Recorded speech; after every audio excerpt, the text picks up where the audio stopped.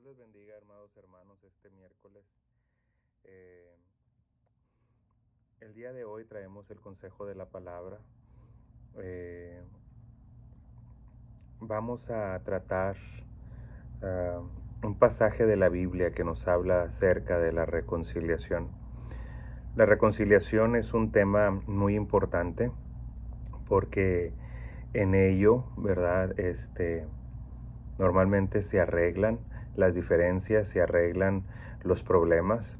Ah, Muchas veces la reconciliación viene con los años, a veces viene pronto, pero lo importante es que llegue, ¿verdad? Que la reconciliación se dé a cabo y se lleve a cabo. Muchas veces los cristianos pasamos por momentos difíciles y no todos tenemos esa manera de controlar nuestros instintos, controlar nuestro carácter, ese dominio propio que debemos de tener. Y tenemos diferencias, ya sea entre la familia, con los hermanos en Cristo, y estas diferencias nos separan. Y al separarnos puede durar mucho tiempo esa separación, a veces puede durar poco tiempo, pero lo importante es de que se llegue a una reconciliación. Hoy la palabra de Dios nos va a llevar acerca de una historia donde hubo un problema, una separación, y cómo hubo una reconciliación. Y cómo una reconciliación a tiempo puede afectar la historia, puede afectar el porvenir, ¿verdad? Y cómo Dios rectifica ah, el futuro cuando nosotros decidimos reconciliarnos, cuando decidimos perdonar, cuando decidimos pasar por alto las cosas. Muchas veces esto cambia el destino, el futuro, tanto de una persona como de una nación. Y de eso se trata el día de hoy, que a veces tenemos muy en poco lo que es el perdón, lo que es el perdonar, el pedir perdón, lo que es humillarse, lo que es reconciliarse, y a veces tenemos muy en poco todas esas cosas. Pero es necesario hacerlo, porque en ello nos va nuestro futuro, y nos va, ¿verdad?, la paz, la restauración. Y a mí me gustaría llevarlos por esta travesía bíblica en la cual usted va a poder entender que la mejor opción que tenemos todos cuando hemos recibido una ofensa, cuando hemos pasado por un momento difícil y que nos hemos visto en la necesidad de separarnos de una persona, sea un ser querido, sea un hermano en Cristo, sea una amistad, sea alguien conocido, la mejor opción es perdonar, pasar por alto la ofensa y seguir adelante. Y vamos a ver por qué.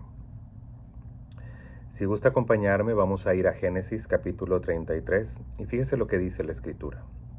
Alzando Jacob sus ojos, miró y aquí venía Esaú y los 400 hombres con él. Entonces repartió él los niños entre Lea y Raquel y las 2 siervas. Y puso las siervas y sus niños delante, luego a Lea y a sus hijos, y a Raquel y a José, los últimos. Y él pasó delante de ellos y se inclinó a tierra 7 veces antes, hasta que llegó a su hermano. Pero Esaú corrió a su encuentro y le abrazó, y se echó a llorar sobre su cuello, y le besó, y lloraron.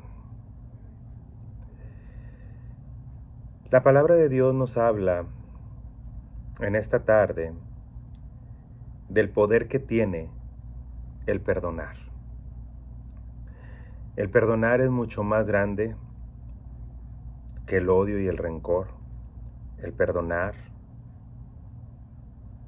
es una muestra de amor, es una muestra de madurez, es una muestra de que amamos a Dios.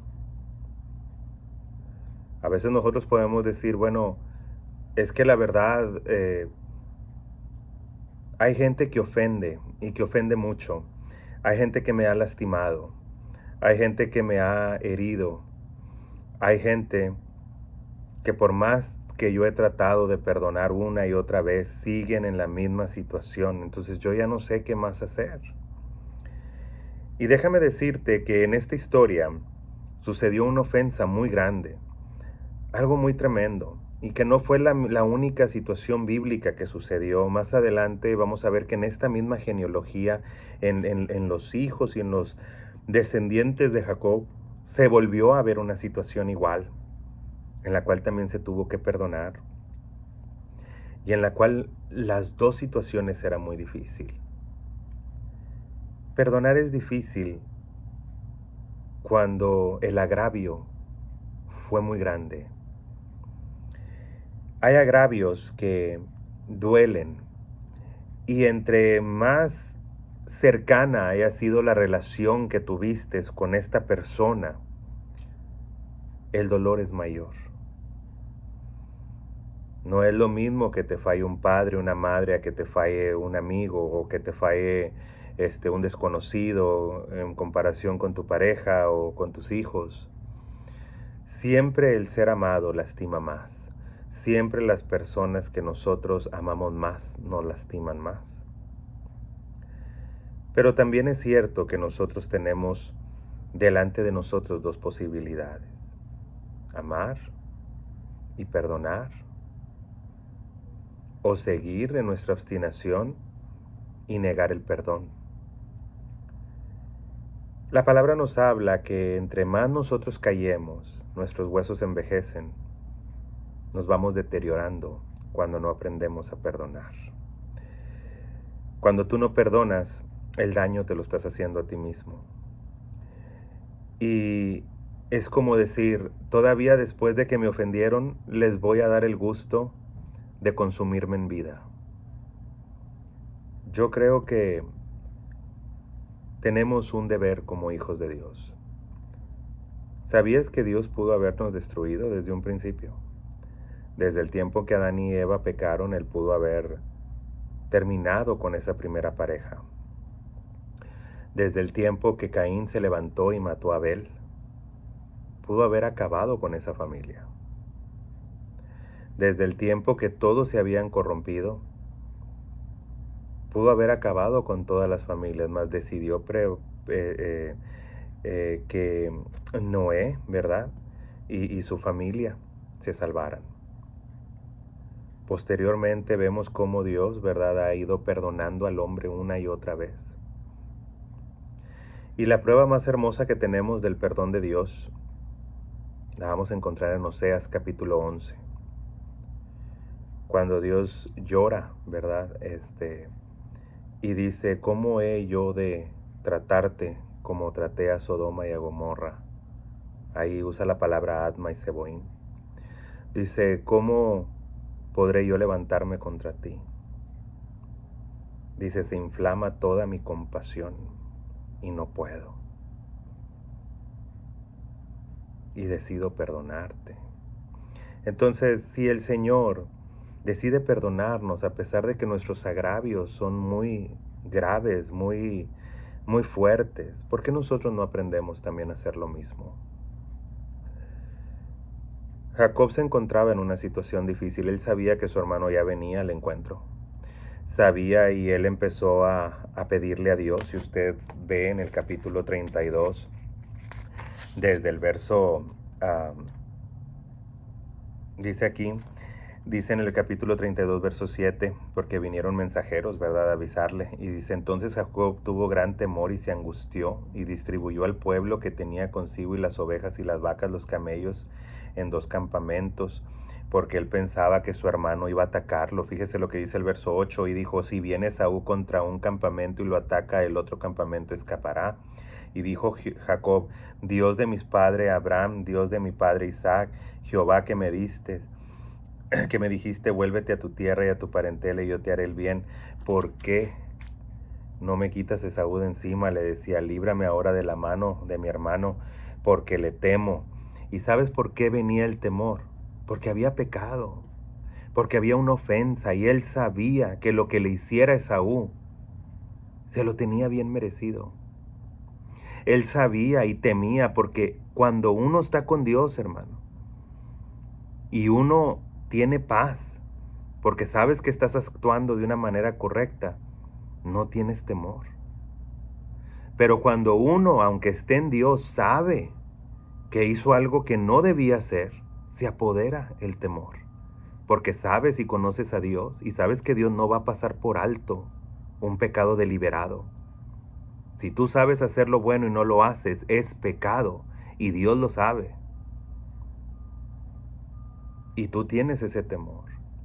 Se sobreviene un temor porque sabes, yo debo algo, yo hice algo y estoy esperando la consecuencia. Sé que algo va a pasar. Pero a veces hay que confiar en las promesas del Señor, hermano. Muchas veces nos equivocamos, cometemos errores y sabemos que somos reos de culpa, reos de juicio. Sabemos que nos merecemos lo que nos vaya a pasar. Pero aún así decidimos confiar en el Señor. Aún así, con nuestros temores, con nuestra situación, decidimos confiar en el Señor. La historia de Jacob fue una historia tremenda porque a ellos se les profetizó que el mayor serviría al menor y que en el menor vendría la genealogía santa. Y él pensó que así debería de ser.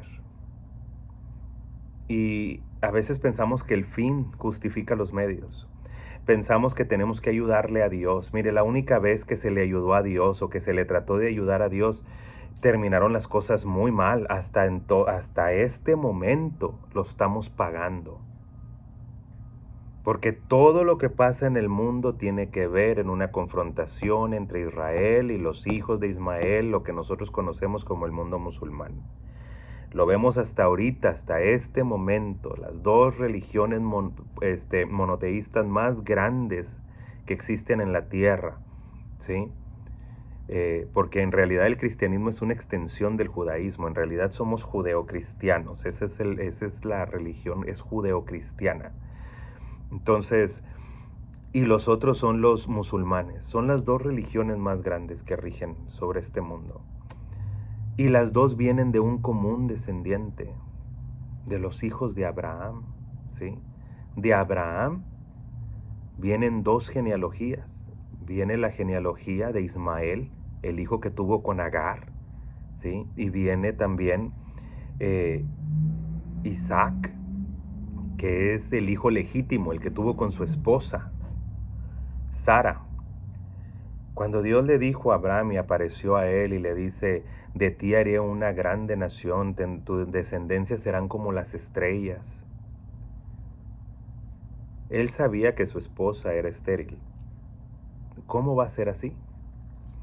Y su esposa, tratando de hacer entender la palabra que Dios le había dado a su esposo, ella dijo, tal vez sí te va a dar a ti una gran generación, pero no va a ser a través de mí, a lo mejor va a ser a través de una de mis siervas, porque eso era legal en ese entonces. En ese entonces los siervos nacidos de casa eran propiedad, ¿sí?, de los amos.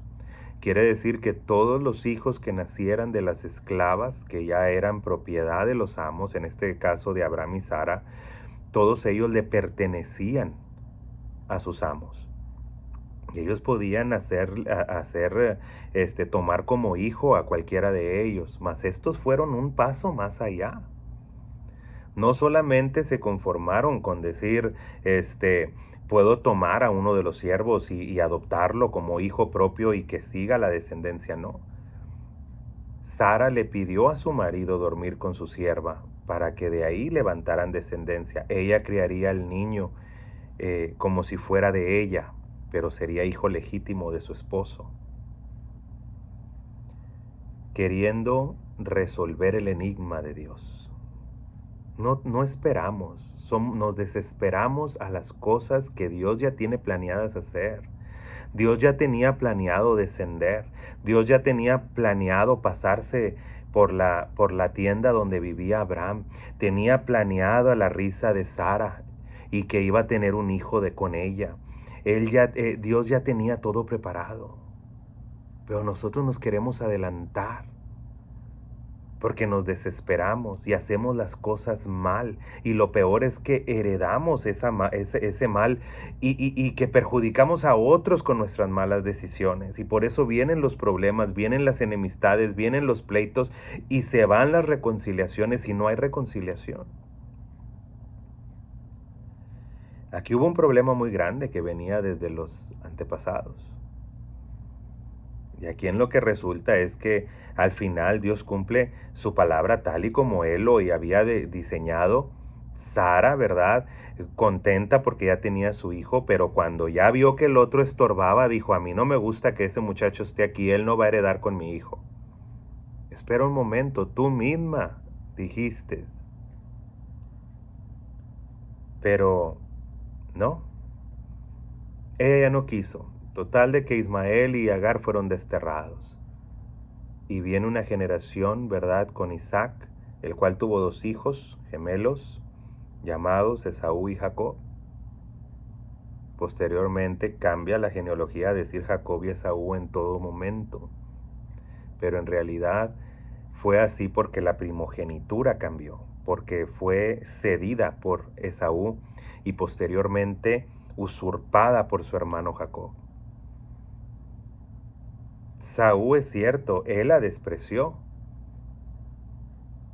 pero no era de Saúl entregarla o no, porque su padre todavía no se lo había dado. Él estaba entregando algo que no era de él todavía. Si ya su padre lo hubiera bendecido, le hubiera dado esa bendición y él se la quería traspasar a Jacob, él estaba en su derecho, pero no a ese momento.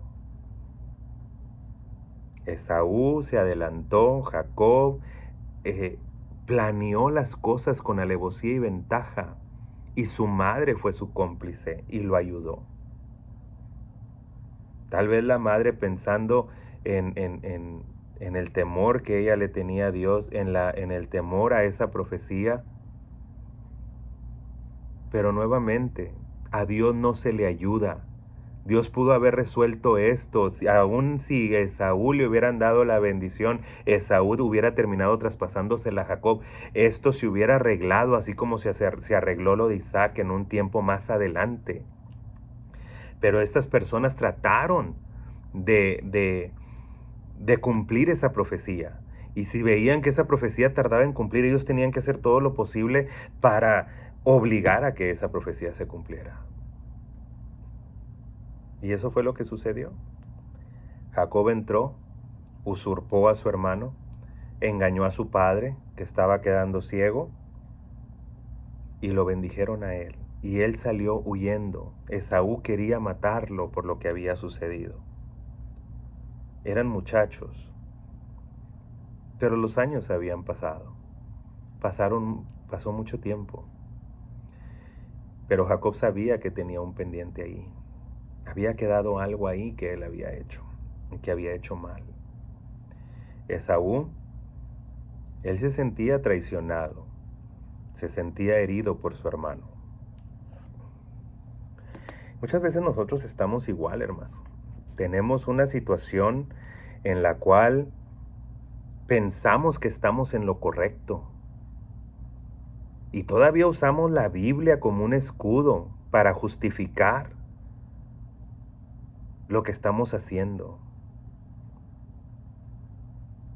Muchas veces nosotros utilizamos la palabra de Dios para herir a la gente, para lastimarlos, para decir yo tengo la razón, ustedes están equivocados. Y luego tú vas y haces el mismo error que hizo tu hermano y ahora no sabes qué hacer. Al contrario, no, pues ya me callo, ya mejor ya no digo nada. Pero no es así. Dios no cambia. No cambia ni porque se equivocó tu hermano, no cambia porque te hayas equivocado tú. Dios sigue siendo Dios y la verdad sigue siendo la verdad y pecado sigue siendo pecado y no tiene otro nombre. Tú le podrás hacer todos los nombres que tú quieras, pero eso no va a cambiar. Te engañas tú mismo y pretendes engañar a los demás. La Biblia nos habla que existen los errores, existe el pecado, pero también existe el perdón y la reconciliación. Y lo único que une esos dos lazos es la misericordia. Cuando nosotros decidimos perdonar. En este tiempo ya había pasado mucho tiempo, ya Jacob ya se había casado con 2 mujeres, tenía 2 siervas, ya tenía niños con todas las 4 mujeres y los más pequeños, ¿verdad? Bueno, en este tiempo todavía no nacía Benjamín de acuerdo a lo que se ve aquí, todavía solamente estaba Raquel con su hijo, ¿verdad? José. Entonces, Jacob empezó a mandar siervos de él a que fueran y este, ofrecieran regalos a su hermano. Pero lo hacía con el fin de también de indagar, a ver cómo se está portando, a ver qué sentimientos trae, a ver qué ideas trae, porque sabía que su hermano venía a visitarlo. Y estaba un poco asustado. Siempre el pecado trae temor consigo, acarrea temor. Y, y la paz, ¿verdad? Solamente se acarrea cuando nosotros hemos decidido perdonar. Esaú ya había perdonado, ya había tenido mucho tiempo para haberse enojado, para haber pasado por los corajes, para haber visto, ¿verdad?, cómo su hermano se había llevado su primogenitura, cómo, aunque a él se había quedado con todo, porque aquella noche, aquella tarde cuando Jacob salió, ¿verdad?, él se fue y no se llevó nada, nada. Su mamá lo mandó con su hermano y le dijo, vete y allá mi hermano te va a recibir. Dile que eres mi hijo. Y él tuvo que empezar desde abajo. Jacob tuvo que empezar trabajando. Trabajó 7 años, luego otros 7 años. Hasta final, ¿verdad? Cuando ya le empezó a ir bien, empezó a crecer. Finalmente se separó de su tío y empezó su propia prole, su propia gente. Pero en realidad, hermano, tuvo que pasar por la tarea del trabajo.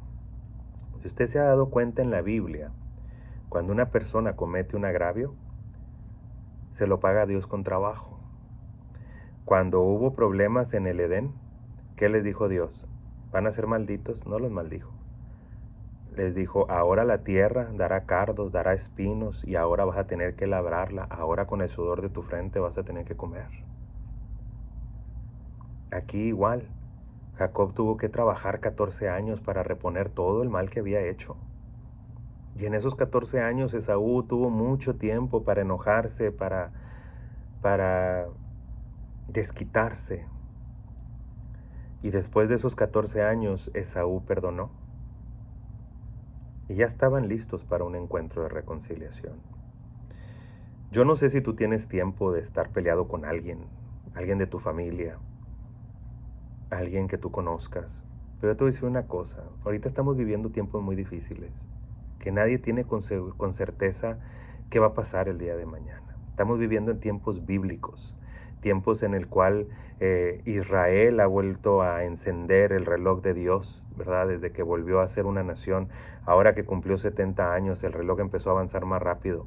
Todo lo que nosotros estamos viviendo son tiempos que ya empezó otra vez el reloj profético a encenderse. Y estamos viviendo tiempos de profecía, de cumplimientos proféticos. ¿Qué vas a hacer tú? Digamos que Cristo viene en cualquier momento. Digamos que la muerte viene y toca en cualquier momento. ¿Qué vas a hacer? ¿Te vas a ir enojado con tu hermano? ¿Te vas a ir peleado con tu papá, con tu mamá, con tus hermanos, con tu pareja, con tus hijos? Alguien tiene que madurar, alguien tiene que ser el maduro. Y si tú eres un hijo de Dios, tú no tienes por qué seguir enojado. Tú debes de perdonar, porque perdonar para el cristiano no es opcional, es un mandamiento. Perdona para que Dios te pueda perdonar. Así lo dice la Escritura, Jesucristo así lo dijo. Perdona mis ofensas como yo perdono a los que me ofenden. Pero si tú no perdonas, tampoco el Padre te va a perdonar a ti. Entonces, si tú no has perdonado, Dios tampoco te ha perdonado a ti. Todo lo que has hecho desde que dejaste de perdonar. Tienes que perdonar. Y no solamente para beneficiar a tu hermano, sino para beneficiarte a ti mismo. Tú eres el que sufres más cuando no perdonas. Pues que si yo perdono y me siguen tratando mal, déjalos. Ahora los que van a sufrir son ellos y los que van a tener que entenderse con Dios son ellos. Pero al menos tú ya estás libre, no estás atado. Cuando todo lo que nosotros hacemos conlleva un lazo. Cuando tú dices, nos vemos mañana para comer, tú ya te lazaste con esa persona, estás creando un futuro porque el día de mañana te vas a ver con él para comer, ya sabes lo que va a pasar el día de mañana. Cuando tú le dices a tu esposa en el altar, te voy a amar para siempre es ese lazo. Es por eso que lo único que puede cancelar ese lazo es la muerte.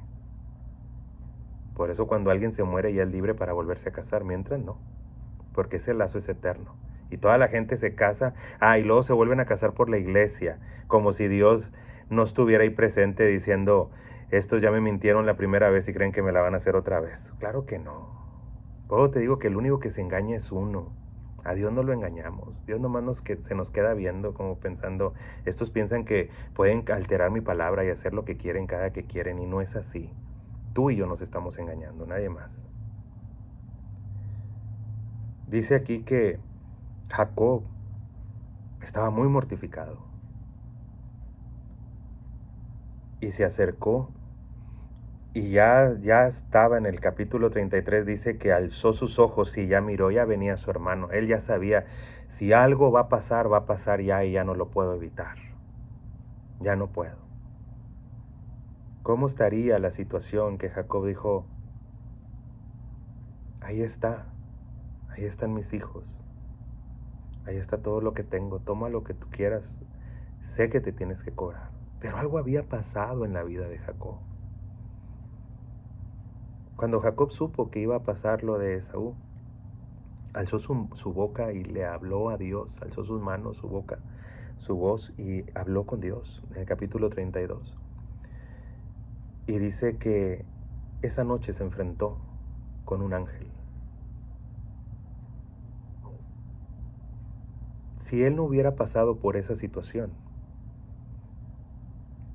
él no hubiera tenido éxito al verse con su hermano. Él tuvo que pasar y enfrentar su realidad, enfrentar su pasado, para dejar de ser Jacob y convertirse en Israel. Su última prueba de todo lo que había pasado era enfrentar a su hermano. Si tú te fijas y lees, Dios fue probándolo poco a poco, primero 7 años, y le prometieron una esposa.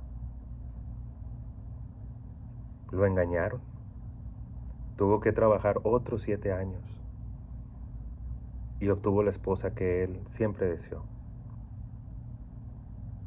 Después tuvo que pasar, después del trabajo, después de superar engaños, de que le pagaron con la misma moneda que él le pagó a su padre, él engañó a su padre y a él lo engañaron. Y tuvo que pagar por eso. Tuvo que pagar con 14 años de trabajo. Luchó contra un ángel para agarrar esa bendición y lo superó. Pero esa no era la prueba mayor. Tú puedes haber ya pasado por el trabajo, superado tus dificultades, que te hayan hecho lo mismo que tú has hecho. Superarlo, aprender de ello, madurar. Pudo haber pasado lo mismo, haberte entendido con Dios y haber superado todo eso, haberte arrepentido, que Dios te dé un nuevo nombre, una nueva identidad, que es cuando vienes a Cristo. Pero aún que hayas venido a Cristo, nada de eso todavía es la prueba mayor. La prueba mayor es enfrentar a tu pasado de frente y pedir perdón, reconocer que te equivocaste. Reconocer que te equivocaste delante de la persona a la que tú ofendiste es lo más difícil, pero es lo más valiente. Jacob dice que se tuvo que postrar delante de su hermano 7 veces. Un hombre que no le tenía miedo a nada, que se enfrentó a todo, que Dios lo había prosperado tanto, que le había dado sus promesas, que se enfrentó contra un ángel y lo venció, pero tenía miedo de enfrentarse a su hermano. Cuando él llegó, fíjese lo que Dios tiene para nosotros. Tú a veces piensas que es muy difícil ir y ver a la persona a la que ofendiste y decirle, ¿sabes qué, manito? Perdóname. Me equivoqué. Me equivoqué. Decirle a tu esposa o a tu esposo, a tus hijos, a tus padres, a tus hermanos, me equivoqué. Cometí un error. De hecho, a lo mejor ya ni me acuerdo porque ya nos dejamos de hablar, pero yo no quiero seguir así. El tiempo que Dios me dé de vida, yo quiero estar bien con todas las personas, especialmente con las personas que amo. Y tal vez te has detenido para decir estas palabras porque piensas, se va a enojar, me va a gritar, me va a ofender, me va a humillar, otra vez va a empezar el mismo problema. Y ya no quiero pasar por eso. Pero cuando tú oras a Dios, cuando tú le dices, líbrame ahora de la mano de la persona que ofendí, porque le tengo temor. No quiero que me vaya a herir otra vez. Trata con ese corazón. Y cuando tú ores, tú vas a ir a buscar a esa persona. Y tú le vas a ir a decir, perdóname. Perdóname porque me equivoqué. Pero es que, hermano, a lo mejor yo no fui el que cometió el error. No importa. No importa si tú fuiste el ofendido. Si en algo yo te ofendí, perdóname. A lo mejor las cosas no se dieron de la mejor manera. Pero yo quiero tener paz. Quiero tener tranquilidad. Con Dios primeramente. Porque nadie que debe algo con su hermano, seas ofendido tú o te hayan ofendido a ti o tú hayas ofendido, nadie tiene paz con Dios mientras que tenga algo pendiente con uno de sus hermanos, con alguien, ¿verdad? Con alguna persona.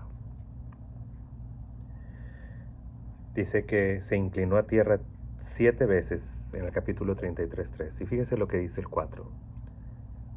Pero Esaú corrió a su encuentro y le abrazó y se echó sobre su cuello y le besó y ambos lloraron. Imagínate qué hermoso ese momento, que aquello que Jacob temía que pasara. No vaya a ser que me golpee, no vaya a ser que le vaya a hacer algo a mis hijos, no vaya a ser que vaya a pasar todo esto y todos los temores que tú te puedas imaginar. Qué hermoso cuando ves que esa persona te abraza y se pone a llorar contigo. Es tiempo de que dejemos las diferencias atrás. Mira cómo está, ¿no te has visto cómo está Laredo, Texas ahorita? Ya estamos en fase 4. Estamos en alto contagio. ¿Has visto cómo está Tamaulipas? Fueron 138 casos en un día. ¿Qué estamos esperando para perdonar? ¿Qué estamos esperando? ¿En realidad puedes soportar más problemas de los que ya tienes? ¿En realidad puedes soportar más preocupaciones que lo que ya tienes? Empieza a quitarte carga de encima. Empieza a tener paz con la gente, con todos los que te rodean. Dice la Escritura, en cuanto dependa de ustedes, estén en paz con todas las gentes. Que dependa de ti, dice la Biblia, no de los demás. No te dice, espérate a que los otros vengan y te pidan perdón no, no, no. En cuanto a ti depende, necesitas estar en paz con toda la gente. Entonces, fíjese lo que dice aquí. Yo me voy a ir más al futuro. Si usted sigue por el Génesis, va a llegar al Éxodo y se va a encontrar con alguien llamado Caleb. Caleb era ceneseo, descendiente de Cenaz, el cual fue nieto de Esaú. ¿Ya ve por dónde voy? Jacob usurpó la primogenitura. Esaú la despreció. Pero todo eso fueron cosas que se hicieron mal. Pero el verso 4 del capítulo 33 corrigió el futuro. Corrigió e hizo que las cosas fueran tal y como debieron de haber sido, como Dios tenía pensado. Esaú hubiera heredado la primogenitura y hubieran seguido la línea, pero tarde o temprano iba a venir Caleb y la línea se iba a corregir. Pero le ayudamos a Dios, porque nos desesperamos y no queremos esperar en el tiempo de Dios. Al final, hubo dos descendientes de estos dos grandes hombres. De Jacob viene Josué, hijo de Nun, y de Esaú viene Caleb, hijo de Jefone, ceneseo. Dice la escritura en Deuteronomio capítulo 1, que Moisés se molestó y dijo al pueblo: Jehová se airó conmigo por todos ustedes, y me ha dicho que ninguno de ustedes entrará a la tierra prometida, ni siquiera yo, pero que Caleb, él heredará, y que Josué, el que me sirve, él también hará heredar a los hijos de Israel.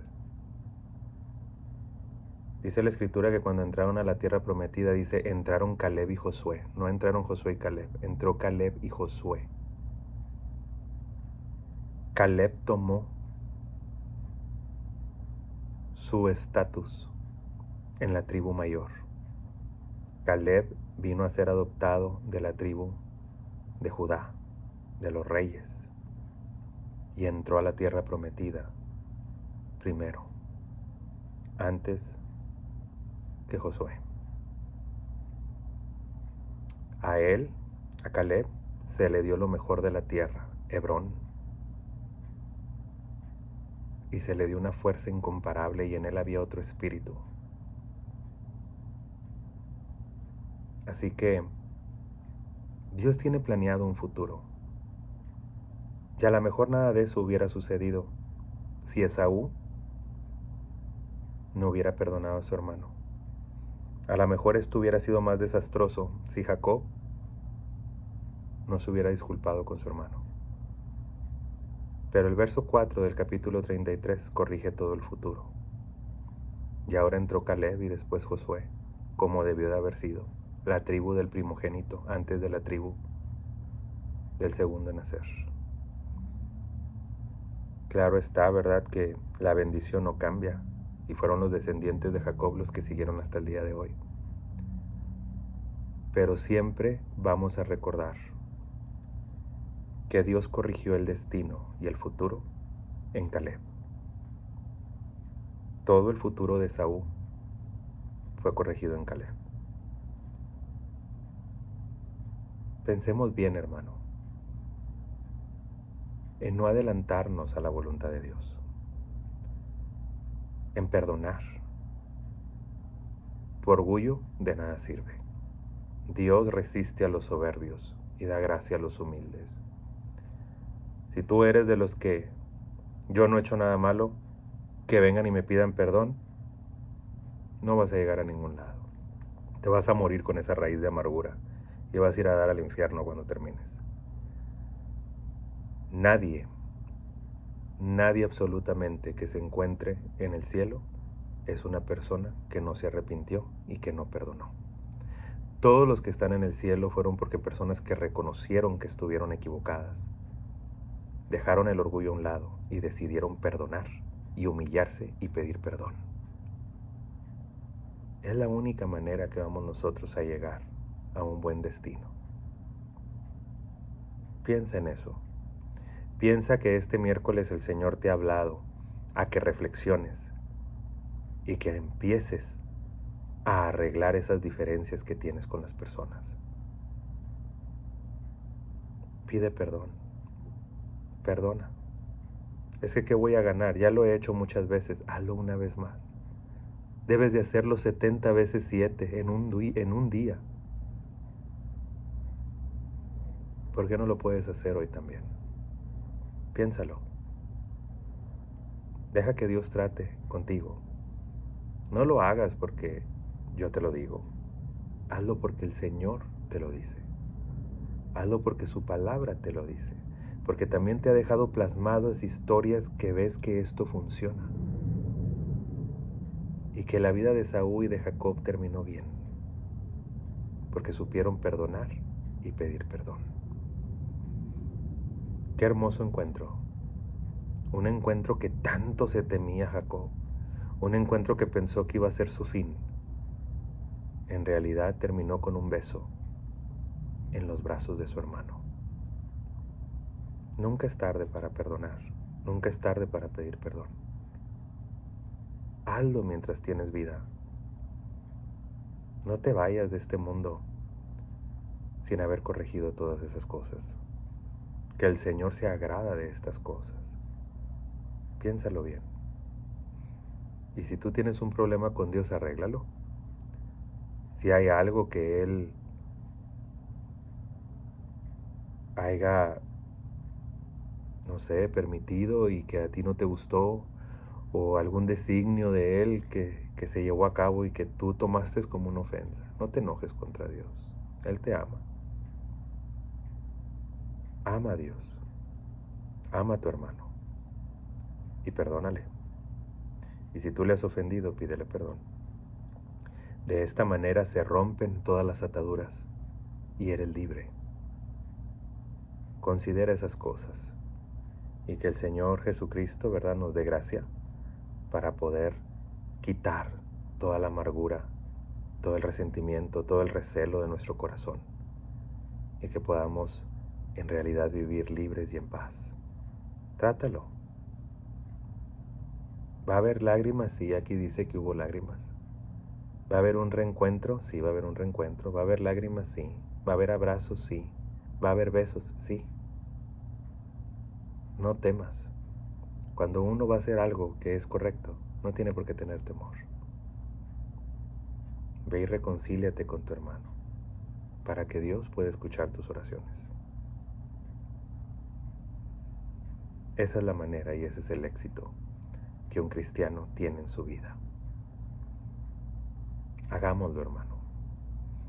Bueno, pues Dios los bendiga y estaremos viéndonos de nuevo la próxima semana, hasta el próximo miércoles, porque este domingo el pastor va a predicar. Vamos a tener esa bendición y yo estaré impartiendo la clase dominical. Entonces nos veremos la próxima semana. Dios les bendiga, hermanos.